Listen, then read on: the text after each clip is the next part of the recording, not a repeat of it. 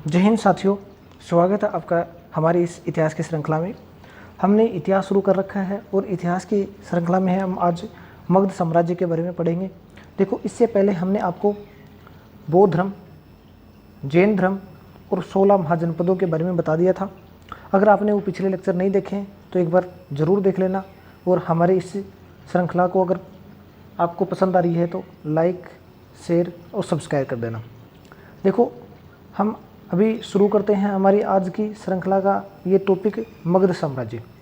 ठीक है, इससे पहले देखो मैंने आपको ये बता दिया था कि पूरा पाषाण काल, मध्य पाषाण काल, नवपाषाण काल, उसके बाद में नवपाषाण काल के अंतिम दौर में तांबे की खोज होने की वजह से कांस्य का भी उपयोग होने लग गया और कांस्य युगीन सभ्यता आती है जिसको हड़प्पा सभ्यता कहते हैं। ताम्रपाषाण सभ्यता आती है, उसके बाद में वैदिक सभ्यता आती है। वैदिक सभ्यता की दो अवस्थाएं, ऋण वैदिक काल, उत्तर वैदिक काल, ये दोनों आती हैं। उत्तर वैदिक काल के अंतिम दौर में आके आर्यों का जो क्षेत्र है वो बहुत बड़ा हो जाता है और आर्य गंगा यमुना के क्षेत्र में भी फैल जाते हैं। ठीक है, और यहाँ आके सरप्लस उत्पादन होने की वजह से ये अधिकार को लेके कुछ जन थे, वो बड़े बड़े महाजनपदों का रूप ले लेते हैं और इस प्रकार से 16 महाजनपद बन जाते हैं, जिनके अंदर मैंने आपको सभी 16 महाजनपदों की लोकेशन और उनकी राजधानी बता दी थी मैप के द्वारा। आप पिछले लेक्चर में ये देख सकते हैं। आज हम उन सभी 16 महाजनपदों में से सबसे महत्वपूर्ण था मगध, और मगध की ही चर्चा करने जा रहे हैं। ठीक है, हम पढ़ेंगे आज मगध के बारे में।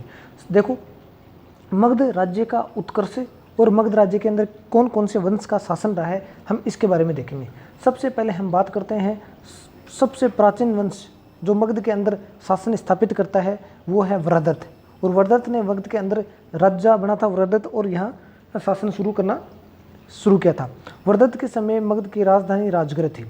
उसके बाद में यहाँ मगध के अंदर हर्यक वंश का राज स्थापित होता है, और हर्यक वंश की स्थापना करने वाले बिंबिसार थे।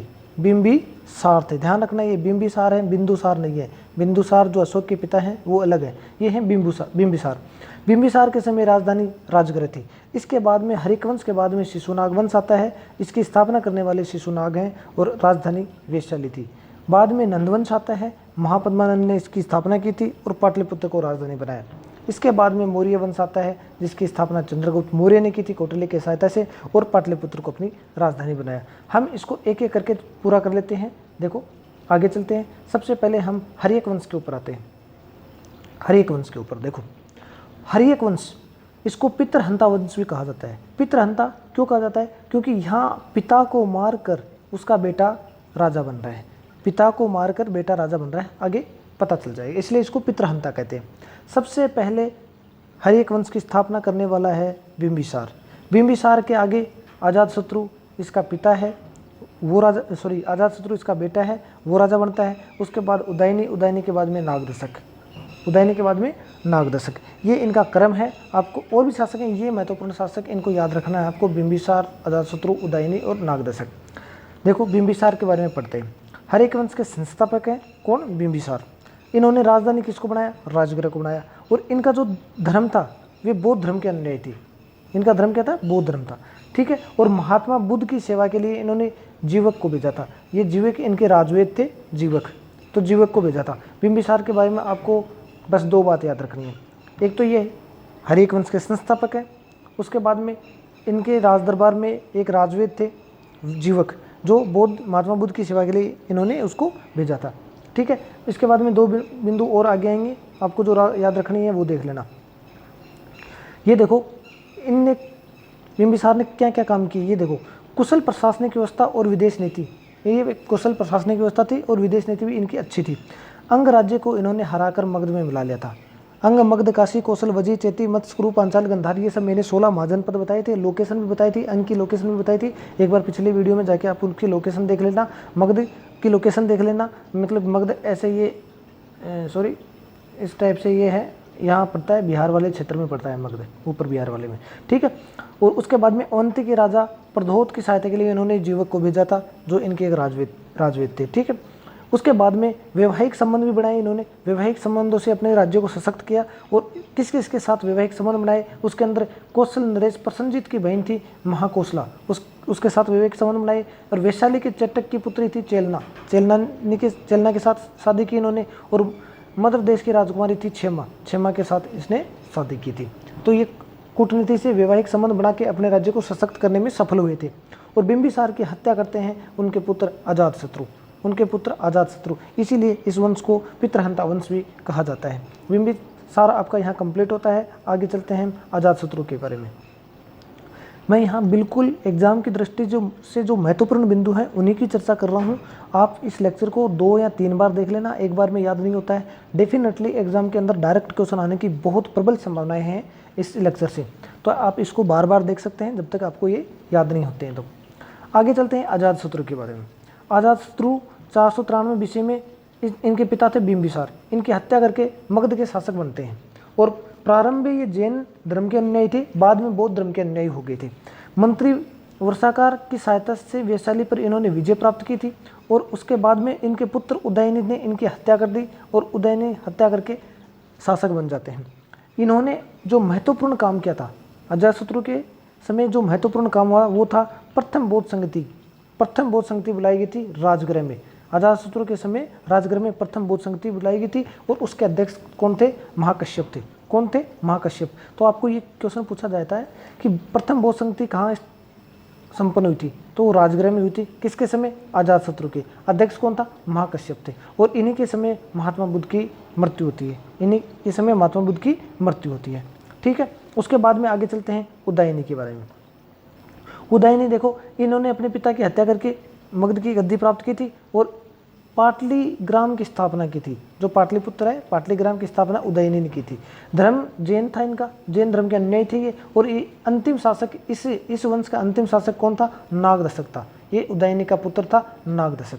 ठीक है, आपको इतना सा ध्यान रखना है हरियक वंश के बारे में। उसके बाद में जो अगला वंश आता है नागवंश। नागवंश क्या होता है? देखो, नागवंश नागदशक की हत्या करके शिशुनाग मगध पे अधिकार कर लेता है। देखो, हरियक वंश का अंतिम शासक है नागदशक। नागदशक से शिशुनाग मगध का साम्राज्य छीन लेता है और नागवंश की स्थापना करता है। समझ में आ रही है बात आपको? नागदशक से शिशुनाग मगध का साम्राज्य छीन कर नागवंश की स्थापना करता है और यहाँ से नागवंश की स्थापना होती है। ठीक है, तो नागवंश का संस्थापक कौन हो गया? शिशुनाग हो गया। अब उसके बाद में देखो, वैशाली को इसने राजधानी बना लिया था। इससे पहले राजधानी क्या थी? मतलब मगध की राजधानी इससे पहले राजगृह। अब इसने वैशाली को राजधानी बना लिया। किसको? वैशाली को राजधानी बना लिया। ठीक है, इसके बाद में इसी वंश के शासक थे कौन कौन से? कालाशोक थे। सबसे महत्वपूर्ण, इसको याद रखना, नागवंश के सबसे महत्वपूर्ण शासक कौन है? कालाशोक। कालाशोक के टाइम में 2 काम होते हैं, महत्वपूर्ण काम 2 होते हैं। एक तो द्वितीय बौद्ध संगति बुलाई जाती है, और ये द्वितीय बौद्ध संगति कहाँ? वैशाली में बुलाई जाती है। और इसके जो अध्यक्ष थे वो कौन थे?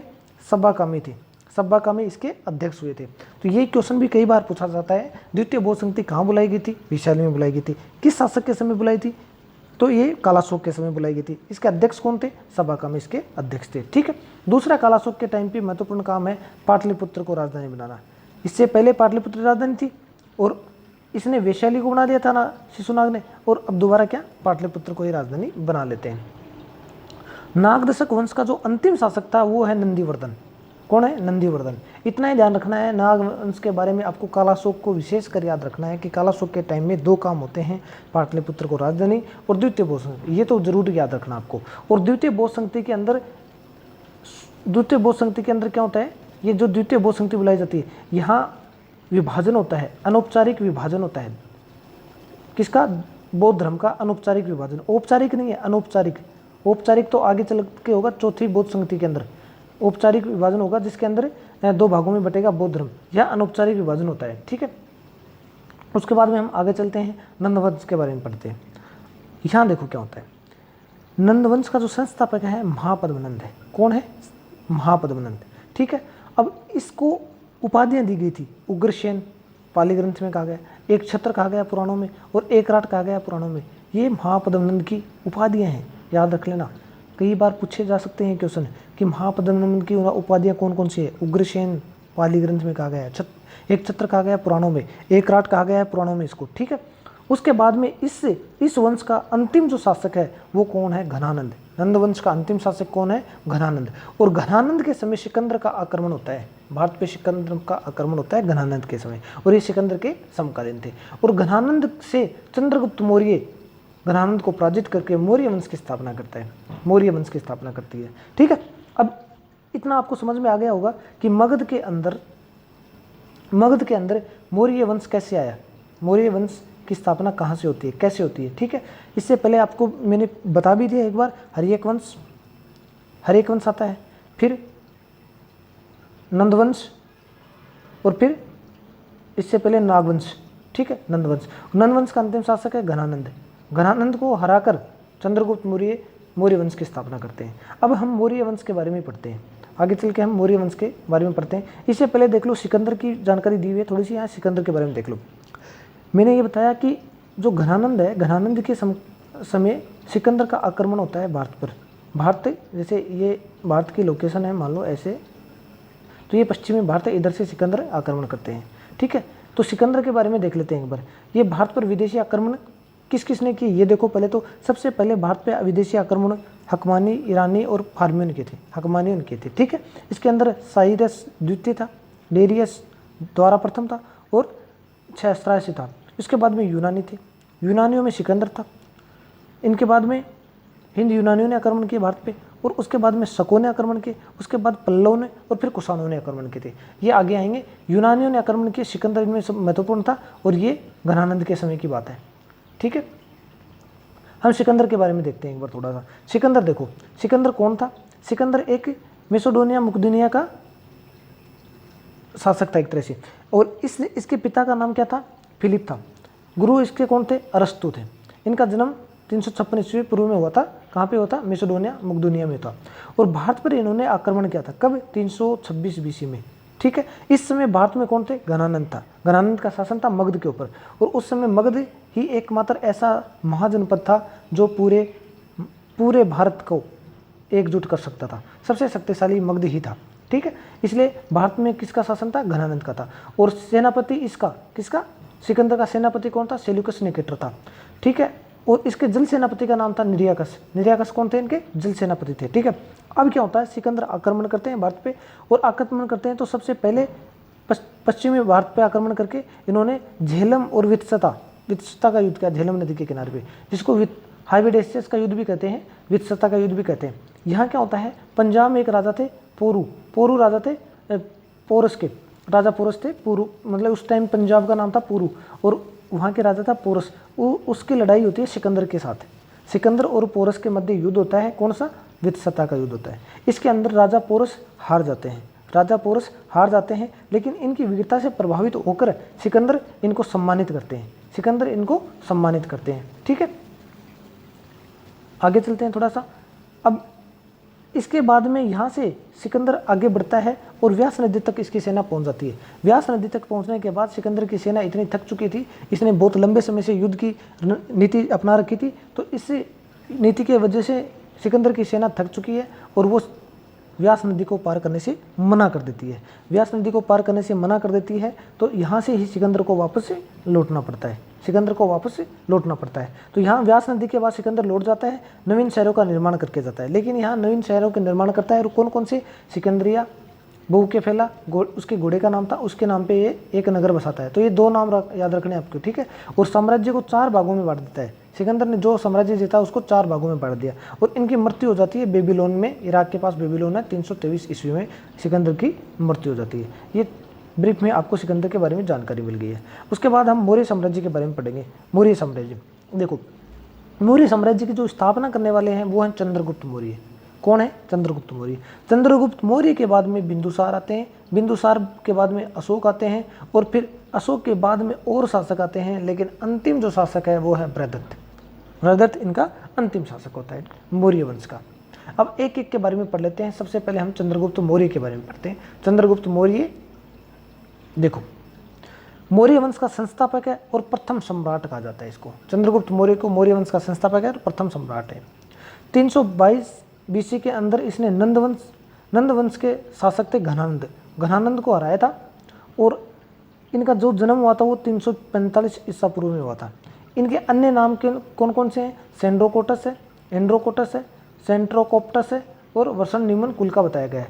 विशाखदत्त की मुद्रा राक्षस के अंदर इसको निम्न कुल का बताया गया है, चंद्रगुप्त मौर्य को निम्न कुल का बताया गया है। तो आपको यहाँ याद रखने वाली चीज़ क्या है? देखो कई बार ये क्वेश्चन आया हुआ है, सेंड्रोकोटस, एंड्रोकोप्टस, सेंट्रोकोप्टस ये नाम किस शासक के हैं? तो ये किसके हैं? चंद्रगुप्त मौर्य के ही है। समझ गए आप?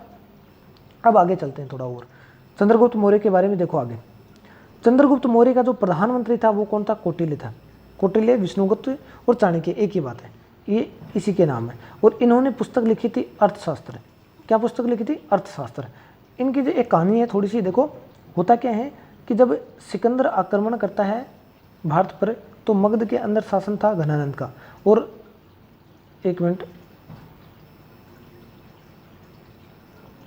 घनानंद का शासन था मगध के अंदर और एकमात्र मगध ही ऐसा उस समय महाजनपद था जो पूरे भारत को एकजुट कर सकता था। तो कौटिल्य को ये लगा कि सिकंदर के आक्रमण से अगर भारत को बचाना है तो मगध को अपना नेतृत्व दिखाना पड़ेगा। अब कौटिल्य ये एक अखंड भारत की एक मैप बनाते हैं कि कैसे अखंड भारत बनाया जाएगा और उसका प्रतिनिधित्व करता कौन होगा? मगध होगा, मगध के घनानंद होंगे। और इसके पास जाते हैं घनानंद के पास। उनको फिर ये बात नहीं मानते हैं क्योंकि घनानंद कोई अच्छे कुशल शासक नहीं थे, नहीं मानते हैं। तो इस प्रकार से इनको आघात पहुंचता है। तो ये चंद्रगुप्त मौर्य को तैयार करते हैं और बदला लेने की भावना से चंद्रगुप्त मौर्य को तैयार करके और इसके ऊपर आक्रमण करवाते हैं, जिसके अंदर चंद्रगुप्त मौर्य सफल होता है। सफल होकर वो घनानंद को पराजित करके मगध के ऊपर अपना अधिकार कर लेता है। इस प्रकार से ये लंबी चौड़ी कहानी है, कोई ज़्यादा काम की है नहीं। तो आपको जो काम की चीज़ वो है कि चंद्रगुप्त मौर्य के जो प्रधानमंत्री थे वो कौन थे? कौटिल्य थे, विष्णुगुप्त थे और चाणक्य थे। एक ही बात है, तीनों नाम एक ही व्यक्ति के हैं। और इन्होंने जो पुस्तक लिखी थी वो कौन सी है? अर्थशास्त्र है। इनके जो कार्य थे चंद्रगुप्त मौर्य के कार्य और युद्ध थे वो कौन कौन से थे? ये देख लो। सेल्यूकस निकेटर को हराया था इन्होंने। ये सेल्यूकस निकेटर कौन था? अभी पता चल गया था, राजदूत था ये, ठीक है। और सेल्यूकस निकेटर ने अपनी पुत्री कार्नेल का विवाह कर दिया था, किसके साथ? चंद्रगुप्त मौर्य के साथ। और बदले में इसको 4 प्रांत मिले थे, कौन से? काबुल, कंधार, हेरात, मकरान। ये 4 प्रांत किसको दिए थे? चंद्रगुप्त मौर्य को दिए थे। किसने? सेल्यूकस निकेटर ने, ठीक है। उसके बाद में देखो आगे चंद्रगुप्त मौर्य का जिक्र मिलता है कहाँ? रुद्रदमन का जूनागढ़ अभिलेख है गिरनार में, इसके अंदर चंद्रगुप्त मौर्य का जिक्र मिलता है। और ये अभिलेख है संस्कृत भाषा का सबसे बड़ा अभिलेख है और चंपू शैली में लिखा गया। चंपू का मतलब गद और पद। गद का मतलब जो गाया नहीं जा सकता और पद का मतलब जो गाया जा सकता है। ये गाया और पढ़ने वाली दोनों शैलियों में लिखा गया है, चंपू शैली में, ठीक है। ये आपके थोड़ी सी जानकारी मिल गई। चंद्रगुप्त मौर्य के राज्यपाल पुष्यगुप्त। चंद्रगुप्त मौर्य का राज्यपाल कौन था? पुष्यगुप्त। इसने सुदर्शन झील, सौराष्ट्र महाराष्ट्र क्षेत्र में सुदर्शन झील का निर्माण करवाया था। तो ये क्वेश्चन कई बार आता है, सुदर्शन झील का निर्माण किसने कराया था? ये थे चंद्रगुप्त मौर्य के राज्यपाल पुष्यगुप्त ने करवाया था। और फिर इस सुदर्शन झील का पुनर्निर्माण होगा आगे अशोक के टाइम में और रुद्रदमन के टाइम पे। रुद्रदमन भी इनका पुनर्निर्माण करवाएंगे, ठीक है। मैक्सथनीज इनके समय आए थे राज दरबार में। ये राजदूत थे किसके? सेल्यूकस निकेटर के। और सेल्यूकस निकेटर कौन था? सेनापति था, किसका? सिकंदर का। सेल्यूकस निकेटर के राजदूत थे और चंद्रगुप्त मौर्य के दरबार में आए थे। उन्होंने एक पुस्तक लिखी थी, उसका नाम था इंडिका। क्या नाम था? इंडिका नाम था। आगे चलते हैं थोड़ा सा। चंद्रगुप्त मौर्य की अगर धर्म की बात करें तो ये जैन धर्म के अनुयायी थे। और इनके जो गुरु थे वो थे भद्रबाहु से इन्होंने जैन धर्म की दीक्षा ली थी। और 298 ईस्वी के अंदर, ईसा पूर्व के अंदर कर्नाटक के अंदर ये श्रवणबेलगोला के अंदर सलेखनापति से अपने प्राण त्याग देते हैं। जब मगध में क्या होता है, 12 वर्ष के लिए अकाल पड़ जाता है। अकाल पड़ने की वजह से भद्रबाहु के नेतृत्व में जैन धर्म के अनुयायी कर्नाटक चले जाते हैं और कर्नाटक के अंदर चले जाते हैं। कुछ स्थलभद्र के नेतृत्व में ये मगध में रुक जाते हैं। तो जो कर्नाटक जाते हैं उनके अंदर एक चंद्रगुप्त मौर्य खुद थे। और चंद्रगुप्त मौर्य वहीं जाकर के सलेखनापति से अपना प्राण त्याग देते हैं। और जो वापस जब ये आके देखते हैं, जो कर्नाटक गई थी भद्रबाहु के नेतृत्व में जैन धर्म की एक टोली, वो जो वापस आती है तो ये जो स्थूलभद्र के नेतृत्व में यहाँ काम कर रहे होते हैं वो क्या करते हैं? सफ़ेद वस्त्र वगैरह धारण करने लग जाते हैं और थोड़े उदारवादी बन जाते हैं। इसलिए जैन धर्म 2 भागों में बढ़ जाता है, श्वेतांबर और दिगंबर। ये पीछे मैंने आपको बता भी दिया था। संलेखना पत्ति अगर आपको पता नहीं है तो मैं बता देता हूँ। संलेखना पत्ति का मतलब अन्न और जल त्याग कर अपने प्राणों का त्याग करना संलेखना पत्ति होती है। ठीक है, आगे चलते हैं, हम मैक्सथनीज के बारे में पढ़ लेते हैं। मैक्सथनीज ने जो इंडिका पुस्तक लिखी थी, मैक्सथनीज राजदूत थे किसके, सेल्यूकस निकेटर के, और चंद्रगुप्त मौर्य के दरबार में आए थे। इन्होंने इंडिका नामक पुस्तक लिखी थी। चंद्रगुप्त मौर्य के दरबार में सेल्यूकस का राजदूत थे। ठीक है, इन्होंने जो विवरण प्रदान किए हैं अपने इंडिका में वो क्या क्या है, देखो। मैक्सथनीज के अनुसार सम्राट का जनता के सामने आने के अवसरों पर शोभा यात्रा के रूप में जश्न मनाया जाता था। उन्हें एक सोने की पालकी में ले जाया जाता था। उनके अंगरक्षक सोने और चांदी के अलंकृत हाथियों पर सवार होते थे। राजा के जो अंगरक्षक थे वो सोने और चांदी की पालकियों से अलंकृत हाथियों पर सवार होते थे। ठीक है, कुछ अंगरक्षक पेड़ों को साथ लेकर चलते थे। ये क्या कहते हैं, मैक्सथनीज देखो इंडिका में क्या कहते हैं, कुछ अंगरक्षक पेड़ों को साथ में लेकर चलते हैं और इन पेड़ों पर प्रशिक्षित तोतों का झुंड होता था जो सम्राट के सिर के चारों ओर चक्कर लगाता था। ये एक तरह से गुप्तचर थे, एक तरह से ये निगरानी रखने वाले थे। देखो उस टाइम के अंदर सिक्योरिटी कितनी तगड़ी थी राजा की। राजा सामान्यतः हथियारबंद महिलाओं से घिरे होते थे। उन्हें खाना खाने के पहले खास नौकर उस खाने को चखते थे। वे लगातार 2 रात एक ही कमरे में नहीं सोते थे। पाटलिपुत्र एक विशाल प्राचीर से घिरा था जिसमें 570 बुर्ज और 64 द्वार थे। 2 और 3 मंजिल वाले घर लकड़ी और कच्चे ईंटों के बने थे। राजा का महल भी काठ का बना होता था जिसमें पत्थर की नक्काशी से अलंकृत किया गया था। ये चारों तरफ से उद्यानों और चिड़ियों के लिए बने बसेरों से घिरा हुआ था। ये आप देख सकते हैं, उन्होंने अपने पुस्तक के अंदर वर्णन किया है थोड़ा सा। अब हम आगे चल के पढ़ते हैं बिंदुसार के बारे में। बिंदुसार देखो, चंद्रगुप्त मौर्य का पुत्र था बिंदुसार। उसके बाद में उसके अन्य नाम है अमित्रघात, शत्रु का विनाश करने वाला, भद्रसार वायुपुराण में कहा गया है, और शिनसेन जैन धर्म में, और 16 राज्यों का विजेता बताया गया है इसको। बौद्ध विद्वान तारानाथ ने इसको 16 राज्यों का विजेता बताया है।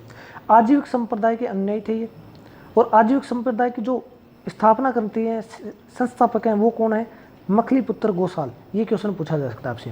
आजीविक संप्रदाय के संस्थापक कौन है, मखलीपुत्र गोसाल। मखलीपुत्र गोसाल है। ठीक है, सीरियन रेस एंटियोकस के डायमेकस को भेजा था। बिंदुसार ने मदिरा और अंजीर और दार्शनिक भेजने की प्रार्थना की थी। देखो, सीरिया का एक राजा था एंटियोकस। एंटियोकस ने डायमेकस को किसके दरबार में भेजा था, बिंदुसार के दरबार में। तो ये पूछा जा सकता है डायमेकस किसके दरबार में आए थे, बिंदुसार के में। ठीक है, और बिंदुसार ने इनसे मदिरा अंजीर और दार्शनिक भेजने की प्रार्थना की थी। तो ये मदिरा और अंजीर तो भेज दिया था, दार्शनिक भेजने से मना कर दिया था। ठीक है, ये कुछ बात हो गई बिंदुसार के बारे में। और थोड़ा आगे चलते हैं, बिंदुसार के बारे में देखते हैं। बिंदुसार की जो सभा होती थी 500 मंत्रियों की होती थी। 500 सदस्यों वाली एक मंत्री परिषद होती थी जिसके अंदर प्रधान को खलाटक कहा जाता था।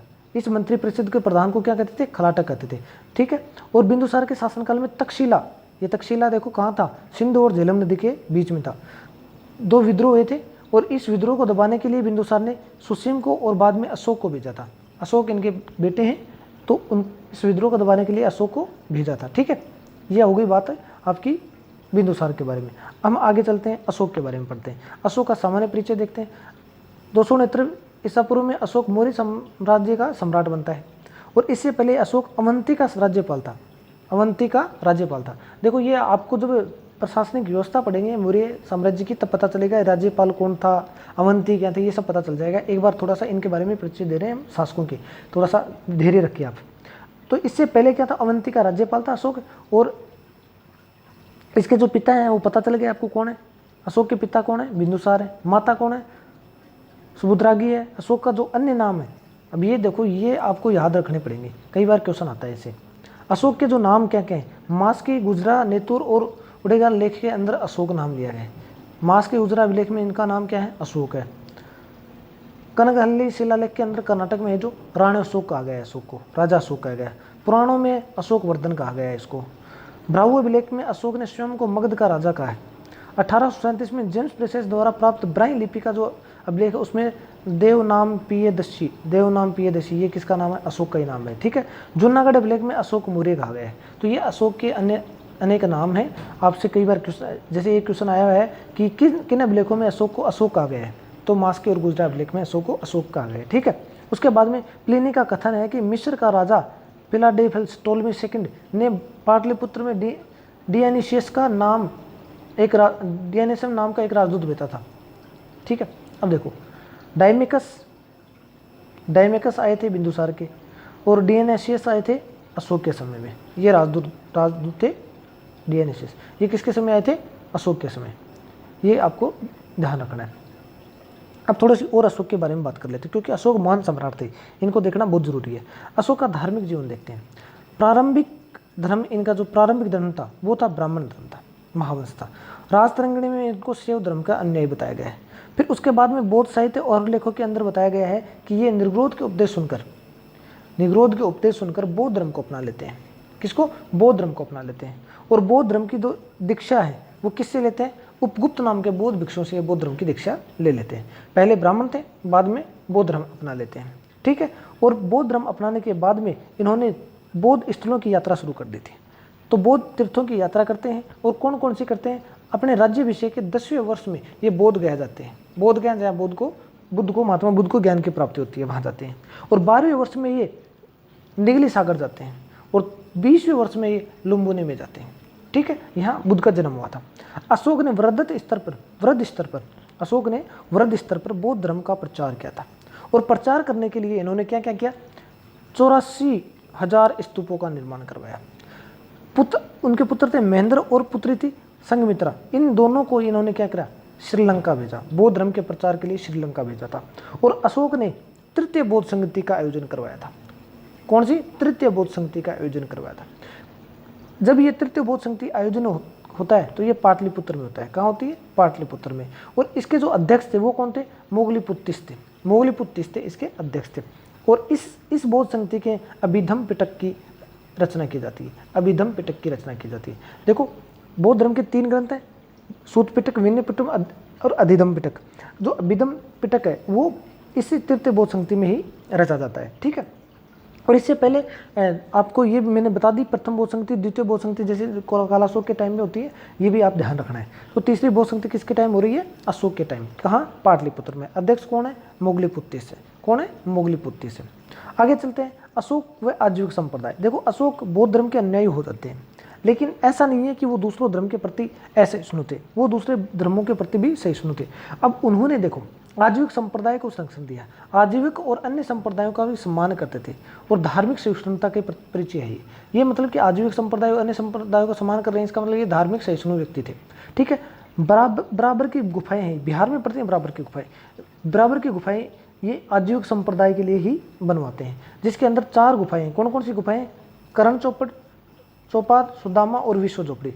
करण, ये कर्ज लिख दिया, करण, चौपार, सुदामा और विश्व झोपड़ी, ये 4 गुफाएं हैं जो आजीविक संप्रदाय को दान भी दी थी इन्होंने। ठीक है। अशोक ने धम्म चलाया था और इसका जो जिक्र किया गया वो 11वें शिलालेख में है। इस अशोक के धम्म का जिक्र कहाँ है? 11वें शिलालेख में। इसका अर्थ क्या है? धम्म का मतलब ये नैतिक नियमों की एक संहिता। देखो, कई बार यहाँ कन्फ्यूजन हो जाता है कि अशोक ने एक अपना अलग धर्म चलाने की कोशिश की थी। ये धर्म नहीं था, ये नैतिक नियमों की एक संहिता थी। तो कई बार क्वेश्चन अगर आपसे पूछा जाए कि अशोक का धर्म क्या है, तो अशोक का धर्म कुछ नहीं है, एक नैतिक नियमों की संहिता है, एक नियम है। नियमों की संहिता बनाई थी अशोक ने, उन नियमों पर चलने की कोशिश करते थे और प्रजा को भी उन पर चलाने की कोशिश करते थे। तो अशोक ने कोई अलग से धर्म नहीं, बल्कि एक नियमों की संहिता बनाई थी। ठीक है। और थोड़ा आगे चलते हैं, अशोक की कलिंग विजय के बारे में देख लेते हैं। अशोक की कलिंग विजय की बात करते हैं। देखो, इसकी जो जानकारी मिलती है वो अशोक के 13वें शिलालेख से मिलती है। कहाँ से मिलती है? 13वें शिलालेख से मिलती है। 261 BC के अंदर कलिंग, जो उड़ीसा के दक्षिण भाग में पड़ता है, ठीक है, उसके ऊपर हमला करते हैं और राजधानी तोसली पर अधिकार कर लेते हैं। कलिंग के अंदर बहुत ज़्यादा तहस नहस करते हैं। इससे यहाँ इनका हृदय परिवर्तन हो जाता है। ठीक है। अशोक का हृदय परिवर्तन होता है और वे भेरी घोष से धर्म घोष की नीति अपना लेते हैं। भेरी घोष से युद्ध की नीति को छोड़कर धर्म की नीति अपना लेते हैं, मतलब कि आचरण, नैतिक आचरण की नीति अपना लेते हैं। ठीक है। अब उसके बाद में देखो, प्रवर्ती मौर्य शासक आते हैं कुछ। अशोक के बाद में कुछ शासक आते हैं, उनकी बात करते हैं। मौर्य शासन 137 वर्ष तक रहा था। अंतिम शासक था बृहदर्थ। इसके बीच में कई अन्य शासक आते हैं, लेकिन वो कोई ज़्यादा महत्वपूर्ण नहीं थे। अंतिम शासक था बृहदर्थ। इस वृहदर्थ को सेनापति पुष्यमित्र शुंग द्वारा 185 ईस्वी पूर्व में हत्या कर दी जाती है। वृहदर्थ की किसने? पुष्यमित्र शुंग ने हत्या कर दी। ठीक है। उसके बाद में मगध में शुंग वंश प्रारंभ हो जाता है। मगध में किसकी स्थापना हो जाती है? अब शुंग वंश की। मगध में शुंग वंश की स्थापना हो जाती है। यहाँ तक आपको ध्यान रखना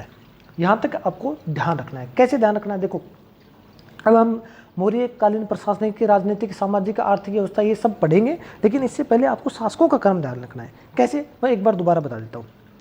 सबसे पहले बात करते हैं मौर्य सॉरी मगध की बात करते हैं, मौर्य की नहीं, पहले मगध की कहते हैं। मगध के अंदर सबसे पहले वरदत्त आते हैं। वरदत्त ने यहाँ शासन करना शुरू किया।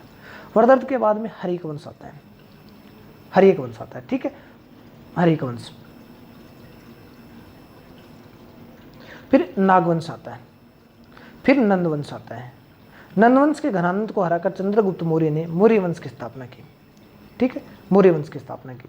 मौर्य वंश के अंदर सबसे महत्वपूर्ण शासक चंद्रगुप्त मौर्य, बिंदुसार, उसके बाद में अशोक, ये हैं तीन। अशोक सबसे ज़्यादा महान सम्राट भी कहलाते हैं, ठीक है। अशोक के बाद में अनेक शासक आते हैं, लेकिन उसके बाद में सबसे जो अंतिम शासक है उसका नाम है वरदत्त।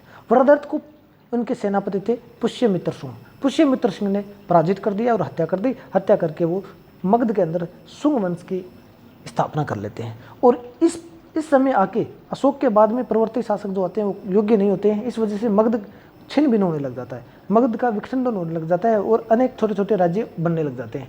तो मगध के अंदर क्या होता है, अनेक राज्य बन जाते हैं, ठीक है, वो हम आगे पढ़ेंगे। यहाँ तक आपको ये क्लियर हो गया है तो मौर्य साम्राज्य आपको अगर कंप्लीट हो गया है तो हम मगध की सामाजिक, आर्थिक और राजनीतिक व्यवस्था के बारे में पढ़ लेते हैं। ये हम अगले लेक्चर में करेंगे, इसको हम यहीं क्लोज करेंगे। अगर ये श्रृंखला आपको पसंद आ रही है तो इसको कृपया शेयर करना और सब्सक्राइब करना।